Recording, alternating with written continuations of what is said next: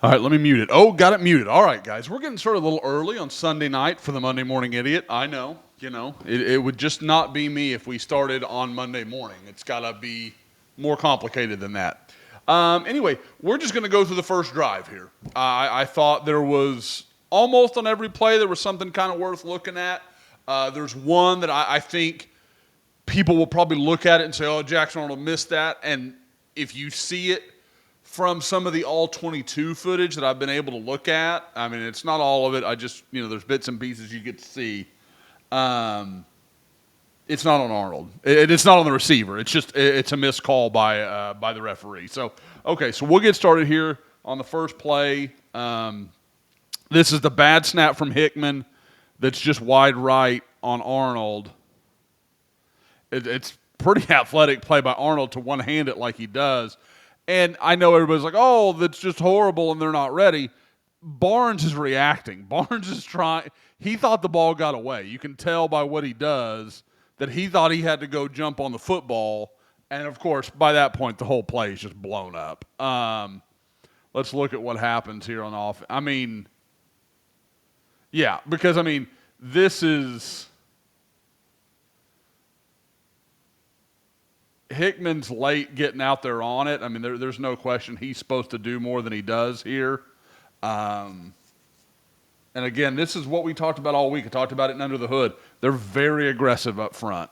For those out there listening who aren't Scoop subscribers, you can find stuff like this in Under the Hood where I'm talking about it. So some of you, I know there are some, I know most of the followers are Scoopers, but the few of you that just watch and listen, feel free to give us a shot. We'd love to have you. The other people listening are not going to like that message, but that's okay.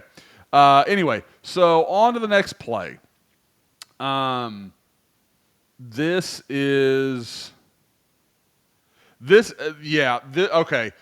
actually gets blocked up pretty well. This isn't bad. You'll watch it here. So you're going to have, and really not bad from several different people. So find her. So Ozida is going to come out on this guy. Sexton's going to down block him. Barnes is going to lead out, kick out that end there. And Hickman, I believe, is going to work to this linebacker. Sexton eventually is going to work up to Peely. So we'll go, let's run it a little bit, and then we'll kind of look at it. So here you go. Yeah, and then Sexton's locked on Peely there. It's not bad. It's actually decently blocked. So let's walk through it here kind of slowly. Okay, we'll let it get a little farther than that. Okay, here we go. So you've got Ozida. He's actually into his guy. He's turning him a little bit. Gets the help from Sexton, knocks him over. Barnes, nice cut block here. Just takes his legs out. If Tatum reads this, he's one-on-one in this alley with this DB, and he's got all this room to run to. He just didn't read it very well. And again, I know this is something we talked about a lot last year, where I thought, now, it's not the case this year. The run blocking is not nearly what it was last year. But at times last year I talked about, the run game's not good because we're not blocking, when there would be good blocking and the running back just didn't see it. Didn't see where he should have been. And this is not me calling out Taylor Tatum. He's a young back. I get it. It's all still really fast for him right now. But outstanding block by Javonte Barnes. And again, he goes this way when he should have gone this way. Look at how this is blocked up. And you've got Sexton's going to work out to Peely. This would have been, it may have been only 4 or 5 yards, or it may have been a big play. You kind of hope that a big-time talent like Taylor Tatum could get out in space and maybe make a play there. But, it is what it is. So this play, man alive, how much does this change this game if you don't have this initial contact right here before the snap? If that doesn't happen and it's just this, Oklahoma's up 7-0 before we ever know. And this is the best deep ball I've seen Jackson Arnold throw since the Alamo Bowl. That's perfect. Where has that been? Where was that the rest of the night? Everything else that people will talk about, the most clear and obvious problem to me is he's been missing the vertical ball. And I don't have an explanation for it because I know he can throw it. Jackson Arnold is a talented guy. I hope people are not deluding themselves into thinking that he's not or he's not good or doesn't have the ability to be good. He's not playing well right now. I'm not making that case. But it's just, I don't know. I can't make heads or tails of it. So here we go. Oklahoma, looking at, I think, 3rd and 6 here. Yeah, okay. So we got 3rd and 6.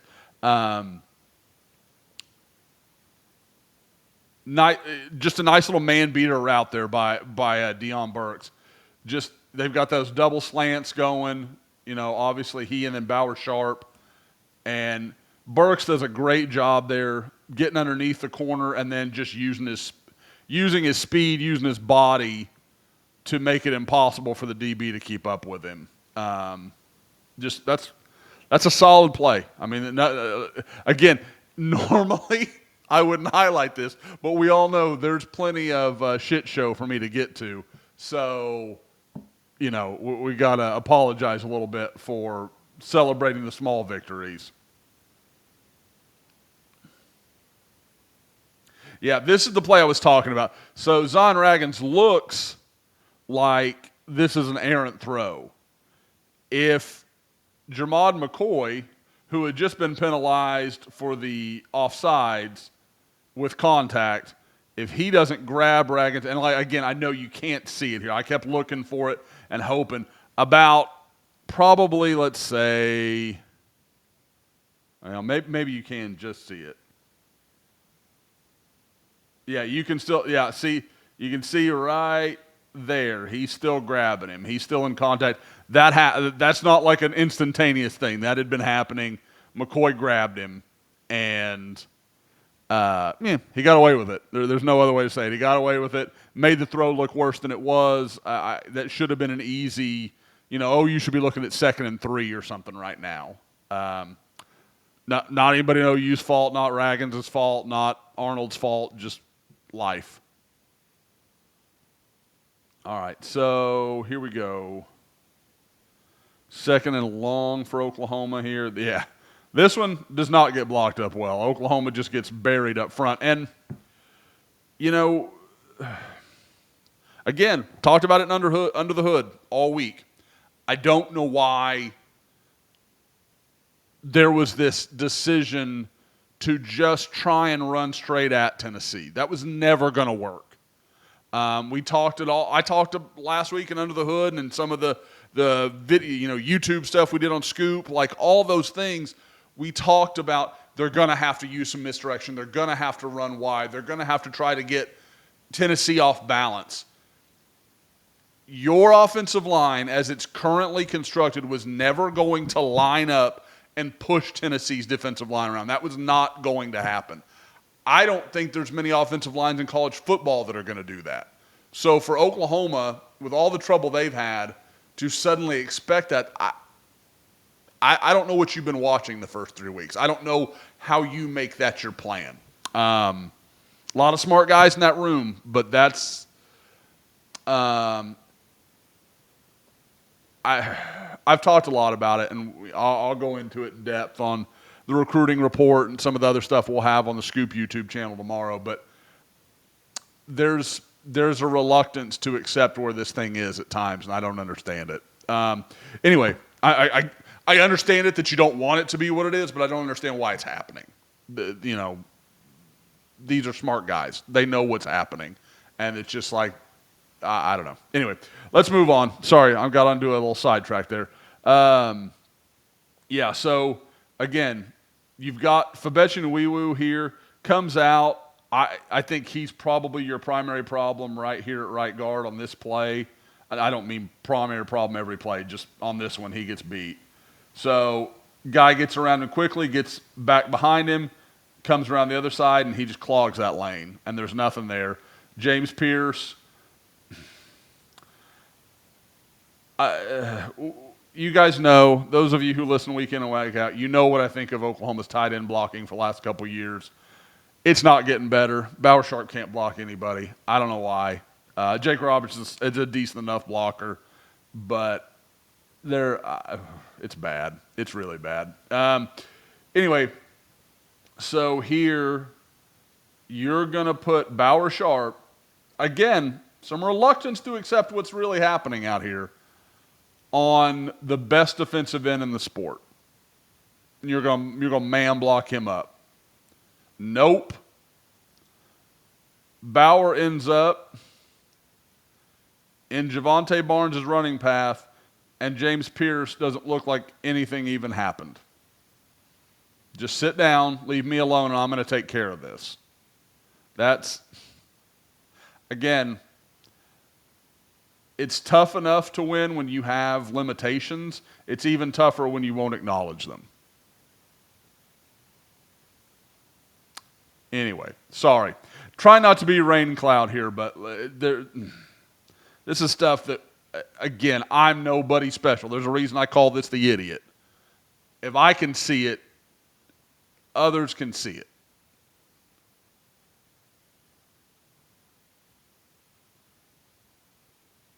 Fabechi gets beat again. Just whipped. His hands, I thought, were a problem. And again, when I watch these things in real time, it's tough, especially along the line because you miss a lot of things. You're going to the next play, and so you just don't see everything you want to see. I hated this fourth down. I hated it before it was called. This isn't a revisionist thing.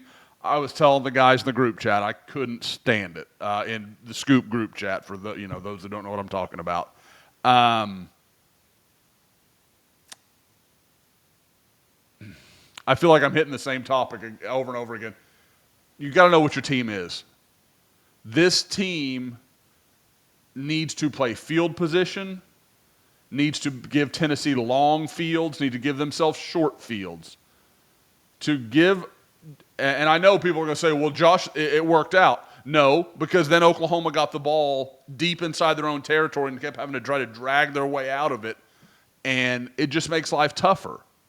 Don't do that. Let Luke Elzinga come out, punt. Hopefully you can pin him inside the 10, and then you're off the races. You get the same 3-and-out that you're going to get.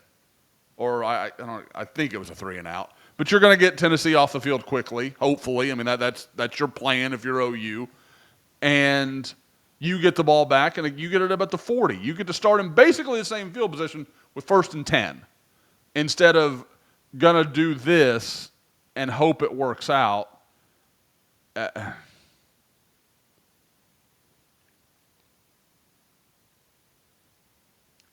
Now, something else you can't see, and I don't. This is another one of those moments, and this is the last play, obviously.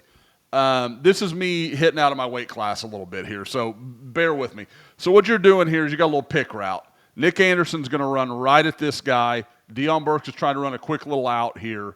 Just, get the first down and be on with your business. Corner, really smart play. Gets away from it. He sees it. He knows what's coming.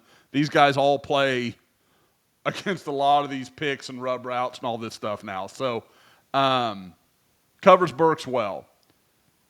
You can't see it, but there is nothing up here. And I mean nothing. Nobody, nothing but space. I'm a little surprised. And again, this is me acknowledging all the things that I don't know and all that. Like, that's fine. I'm no football savant. I don't pretend to be.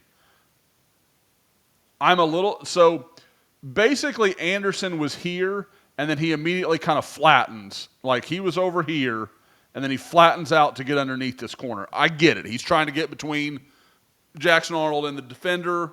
It's not nonsensical to me. At the same time, if you're Nick Anderson, big athletic guy that he is, and you've got this little corner who's basically just sitting there waiting for him, if you've got that, why wouldn't you say, okay, at this moment, you can go here, you can pick the out if he's bailing, or if he's backing off or giving you some cushion, you can go that way. But if he's sitting there just staring at you, go vertical. Go run the post. Run a straight 9. Like, I don't care what you do, but I don't understand why there wouldn't be an option there, especially when I believe, are they in Bear? No, they're not in Bear, but I mean, this is a man look. Like, I mean, okay. So here, you know, like, I guess, did they go? No, I say that. It looks, but it's definitely. Well, no, I was right. I was right off the start. I should have trusted my instincts. It's man. Because, yeah, this guy right here is trying to track Bauer Sharp through the trash, all that kind of stuff. So it surprises me that there's not an option there for Nick Anderson. And I know the whole play is designed to go to Burke, so it's a very secondary thing, but it seems like something to consider. Anyway, so that's my breakdown of the whole first drive. We'll try not to have all of these be this long this